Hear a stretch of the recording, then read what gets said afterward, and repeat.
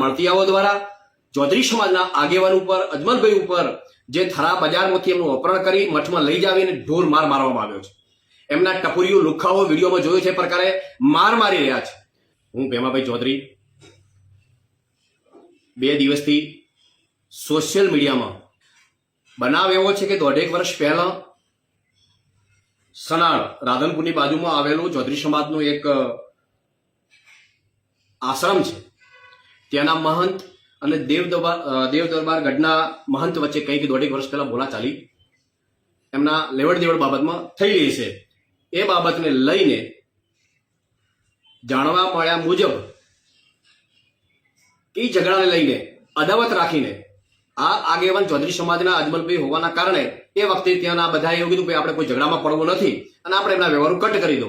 આ બાબતને લઈને અદાવત રાખીને આ દેવ દરબાર ગઢના મહંતે અને તેમના મળતિયાઓ દ્વારા ચૌધરી સમાજના આગેવાન ઉપર અજમલભાઈ ઉપર જે થરા બજારમાંથી એમનું અપહરણ કરી મઠમાં લઈ જાવીને ઢોર માર મારવામાં આવ્યો છે.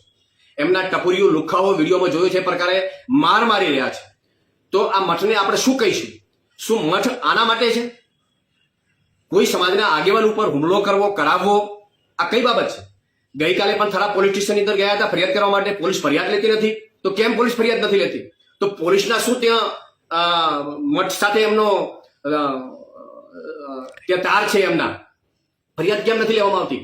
મારા વિડીયોના માધ્યમથી કેવું છે કે જ્યારે એક વડીલ એક સમાજના આગેવાન હાથ જોડીને વિનંતી કરતા હોય અને એમના ઉપર ઢોર માર મારવામાં આવતો હોય છતાં પોલીસ કોઈ ફરિયાદ લેતી ન હોય તો આ ખોટું છે. આ ગુજરાત સરકારની અંદર ખરેખર આજે રોજબરોજની આવી ઘટનાઓ ઘટી રહી છે. આજે ખુલ્લે આમ મર્ડરો થઈ રહ્યા છે, કાયદોની વ્યવસ્થા કથળી રહી છે. એટલે મીડિયાના માધ્યમથી હું કહેવા માંગુ છું કે જો થરા પોલીસ સ્ટેશન બનાસકાંઠાના એસપીને હું વિનંતી કરવા માંગુ છું કે આ અજમલભાઈ ચૌધરીની તાત્કાલિક ફરિયાદ નોંધવામાં આવે અને જે આમાં સંડોવાયેલા હોય જે ગુનેગારો હોય તાત્કાલિક પકડીને કડકમાં કડક સજા થાય એવી હું વિનંતી કરું છું. જો આ ફરિયાદ લેવામાં નહીં આવે તો આગામી સમયની અંદર મોટું આંદોલન થશે અને જે કંઈ પણ થશે એ તમામ જવાબદારીઓ સરકારશ્રીની રહેશે. એટલે હું વિનંતી કરું છું કે તાત્કાલિક આ બાબતે ફરિયાદ નોંધી અને કાયદેસરની કાર્યવાહી કરવામાં આવે.